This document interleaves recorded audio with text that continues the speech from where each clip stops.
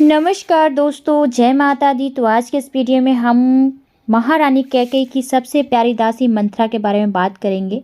मंथरा कौन थी पूर्व जन्म में और कैसे उसने आखिर क्यों भगवान श्री राम के दुश्मन बनी थी, पिछले जन्म में ऐसा क्या रहस्य था। तो चलिए इस वीडियो को शुरू करते हैं। महाराजा दशरथ की पटरानी महारानी कैकेयी की दासी मंथरा के संबंध में इस बारे में बात करने वाले हैं। मंथरा के पैर टेढ़े, कान शरीर के आकार के हिसाब से बड़े, उसकी आंखें भैगी और दांत बाहर से निकले हुए टेढ़े मेढ़े थे। उसकी पीठ पर एक बड़ा सा कुबड़ निकला हुआ था। किंतु भगवान राम की माता कैकेयी का पालन पोषण करने वाली धाय माता थी। वह इसलिए प्रभु राम को उनको नानी कहकर बुलाते थे और उनके चरण स्पर्श करते थे। कभी भी मंथरा को उन्होंने दासी नहीं माना था।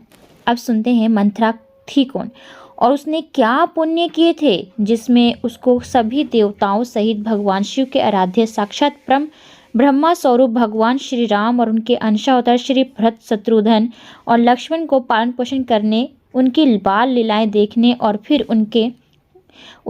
उसके कारण ही प्रभु को बन जाने का और राक्षस वध करने के काम में सहायक बनी थी। अगर वह ऐसा नहीं करती तो राम जी का वन गमन नहीं होता, तो दुष्ट राक्षस कैसे मारे जाते। अर्थात ईश्वर जो करता है किसी न किसी बहाने से करता है, वही प्रभु राम ने किया था। दैत्यराज हिरण्यकश्यप के पुत्र भक्त प्रहलाद के पुत्र का नाम विरोचन था। महान व्यक्ति का पुत्र महान ही होता है। उसी प्रकार भक्त प्रहलाद जब अपने पिता की मृत्यु के बाद राजा बने तो उन्होंने भगवान विष्णु की भक्ति के साथ अपने कुल परंपरा अनुसार ही राज्य किया और राक्षस लोग उन्हीं परंपराओं के साथ रहे जो पूर्व में रहते थे। अब फर्क इतना था कि राक्षस लोग भगवान विष्णु को भी आराध्य मानते थे और वहीं से शिव और विष्णु दोनों की ही कृपा प्राप्त कर रहे थे। किंतु राक्षस होते हुए वैष्णव बनने के कारण उनके अंदर सद्गुण आ गए थे। ज्यादातर लोग वैष्णव अर्थात शाकाहारी और नियमित संध्या पूजन वाले थे, अतः धर्म की वृद्धि हो रही थी। अधर्म समाप्त प्राय हो गया था। जब भक्त प्रहलाद थोड़े बूढ़े हो चले तो उनका पुत्र विरोचन बड़ा हो गया, तो उन्होंने विरोचन को राजा बना दिया और स्वयं संन्यास लेकर प्रभु भक्ति में पूरी तरह से संलग्न हो गए थे। महाराज विरोचन एक महान प्रतापी वीर और दानशील राजा थे। उन्होंने दिग्विजय यज्ञ किया जिसमें उन्होंने गुरु शुक्राचार्य की मदद से 10 दिशाओं में दिग्विजय प्राप्त की, जिसमें उन्होंने स्वर्ग के राजा इंद्र को हराकर उनका सिंहासन भी अपने अधीन कर लिया और त्रिदेवों को छोड़कर उसने सभी को अपने अधीन कर लिया। महाराज विरोचन का नियम था कि वह सुबह उनके ध्यान संध्या वदन के पश्चात जो भी याचक ब्राह्मण आते थे उनकी मनचाही मुराद को पूरी करते थे। उसके बाद ही अन्न जल ग्रहण करते थे। उधर स्वर्ग छीन जाने से परेशान दुखी आत्मा इंद्र भगवान विष्णु की शरण में आते हैं, उन्होंने त्राही माम करते हुए अपनी व्यथा बतलाया। भगवान विष्णु द्रवित हो जाते हैं और इंद्र को बोलते हैं कि एक धर्मपरायण राजा विरोचन, जिसने आज तक कोई पाप किया ही नहीं बल्कि आप जैसे शत्रुओं को हराकर अपने जीवन दान दिया है, तो भला मैं क्यों और कैसे उसका वध कर सकता हूँ। वह बहुत धर्मपरायण, दानी और कर्तव्यनिष्ठ राजा होने के साथ मेरे परम भक्त प्रहलाद का पुत्र है, अतः मैं उसका कभी भी अनिष्ट नहीं कर सकता। फिर प्रभु मेरे इतने तपस्या के बाद जो इंद्र पद पाया है वह किस काम का है, अगर वह हम उसका भोग ही नहीं कर सके तो कोई उपाय बताइए। इंद्रदेव कहते हैं। प्रभु विष्णु ने उपाय बतलाया कि विरोचन बहुत बड़ा दानी है। सुबह जो भी उसके पास याचक जाता है खाली नहीं लौट कर आता। आप सुबह ब्राह्मण वेश में जाकर स्वर्ग मांग लो। और उपाय बताकर प्रभु ने अपनी आंखें बंद कर ली और पुनः योग निद्रा में सो गए। इंद्र ने सुबह ब्राह्मण का रूप बनाया और विरोचन जहाँ पूजा कर रहे थे वहीं अलख जगा दी और फिर जब मांगो शब्द सुना तो इंद्र ने मन में कपट आ गया और उसने सोचा इसे स्वर्ग मांग कर मिल जाएगा, किंतु फिर मुझे कौन पूछेगा और कौन पूजेगा। लोग मुझे दान में मिला राज्य का उलाहना देंगे, अतः मैं स्वर्ग ना मांगकर इसी की मृत्यु मांग लेता हूँ। उसने राजा से संकलित होने की प्रार्थना किया और कहा कि संकल्प करो कि अपनी बात से नहीं फिरोगे। राजा हंसकर संकल्प उठा लेता और कहता है कि मांगो। इंद्र ने कहा कि मुझे आपका सिर चाहिए। राजा विरोचन वचन से बंधे थे, संकल्प थे, अतः बोले कि आप ब्राह्मण हो। उसने कहा कि आप ब्राह्मण तो हो ही नहीं सकते, अपनी पहचान बताओ। इंद्र ने टाल मटोल किया तो विरोचन बोलते हैं कि अगर मैंने अब तक कोई पाप नहीं किया तो इस ब्राह्मण बने व्यक्ति का असली चेहरा सामने आ जाए। अब क्या था?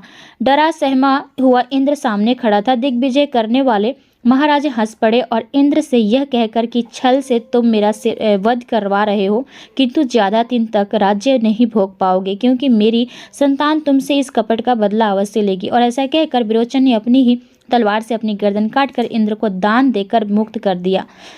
यह दृश्य देखकर राजा के दोनों बच्चे, एक पुत्र बलि जो कालांतर में महादानी महाबली बना, जिसके घर याचक बनकर स्वयं प्रभु बामन रूप रख कर आए, और दूसरी संतान पुत्री विरोचना, दोनों आर्तनाद करते रोते विलखते हुए वहां आते हैं।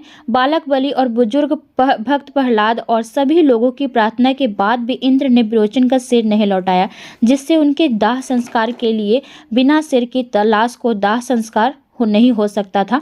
इंद्र जा चुका था, बलि अभी बहुत छोटा था, बिना लड़े और इंद्र को हराए हुए पिता का सिर नहीं मिल सकता था। अतः विरोचना ने अपने दादा श्री प्रहलाद का आशीर्वाद लेकर स्वर्ग पर आक्रमण कर दिया। राजकुमारी विरोचना सभी प्रकार के अस्त्र शस्त्र से सुशोभित थी। उसने अपनी सारी राक्षसी विद्याएं सीख रखी थी।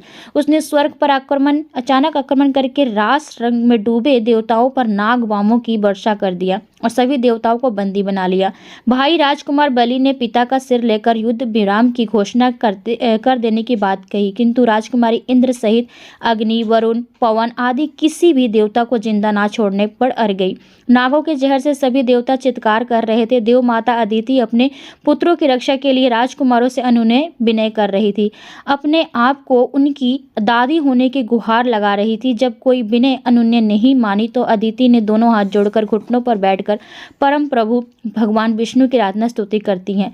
भगवान प्रकट होते हैं और राजकुमारी से देवताओं को छोड़ देने का आग्रह करते हैं। राजकुमारी अपनी विद्या के अभिमान में भगवान विष्णु का तिरस्कार करती हैं, उनको दुर्वचन कटु वचन बोलती हैं, जिससे प्रभु गरुड़ शक्ति का आह्वान करते हैं और हजारों गरुड़ प्रकट होकर सभी नागों को खा जाते हैं और देवताओं को मुक्त कर देते हैं। किंतु राजकुमारी अपने पिता के साथ हुए कपट से शुभ थी, अतः वह स्वयं गरुड़ सेना पर आक्रमण कर देती है और तलवार लेकर उनके पंख काटने लगती है। यह देखकर श्री भगवान के वाहन गरुड़ क्रोधित होकर उस राजकुमारी पर सेना के साथ टूट पड़ते हैं। इतने सारे पक्षी और अकेली महिला चारों तरफ से चोंच पंजे के प्रहार से उसके अंग भंग हो जाते हैं। उसकी आंखें टेढ़ी और टेढ़े कान भयानक हो जाते हैं, पीठ को नोच देते हैं, जिससे उसकी पीठ में इतने सारे घाव हो जाते हैं जैसे सूजकर कुबड़ी की गठरी बन जाती है, और जिसके कारण उसकी कमर झुक जाती है और शक्ल वे बेशक्ल हो जाती है। देव दानव युद्ध समाप्त हो चुका था।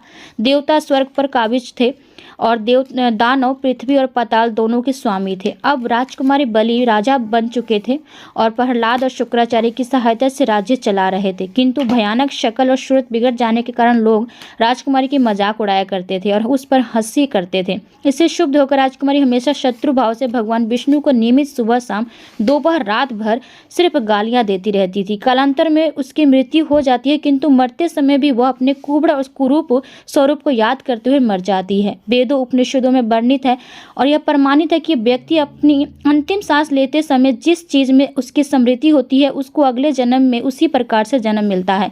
यही कारण था कि राजकुमारी की स्मृति अपने कुबड़ कुरूप में थी, इसलिए जब उसका पूर्ण जन्म हुआ तो वह कुबड़ आदि के साथ उसी प्रकार से शरीर में कमी के साथ जन्मी, किंतु पूर्व जन्म में बैर भाव से उसने पूरी जिंदगी प्रभु का स्मरण किया था। अतः प्रभु ने उसको इस जन्म में अपना बाल लीला आदि के वह समस्त सुख दिए जो हजारों साल तपस्या के उपरांत मनु शत्रुपा को दशरथ कौशल्या के रूप में दिए थे। पिछले जन्म में भी वह बैर भाव से प्रभु का स्मरण करती थी और इस जन्म में शुरू से ही वह भगवान विष्णु के विरोधी और राम जी का विरोध घृणा करती थी, किंतु वह आठों पहर राम जी का स्मरण करती थी। बैर भाव से या प्रेम भाव से, किसी भी भाव से जो प्रभु का स्मरण करता है प्रभु उसका स्मरण करते हैं। प्रभु अपने भक्तों का भी भजन करते हैं। तो इसी तरह से भगवान अपने भक्त का भजन अर्थात स्मरण करते हैं। और मंथरा तो उनकी 2 जन्म से भक्ति, फिर भी उसका भजन भला क्यों नहीं कर सकते थे प्रभु। उम्मीद करती हूँ कि आज की वीडियो आप सबको पसंद आई होगी। तो चलिए आपसे मिलती हूँ अगली वीडियो में, तब तक के लिए आज्ञा दीजिए। धन्यवाद।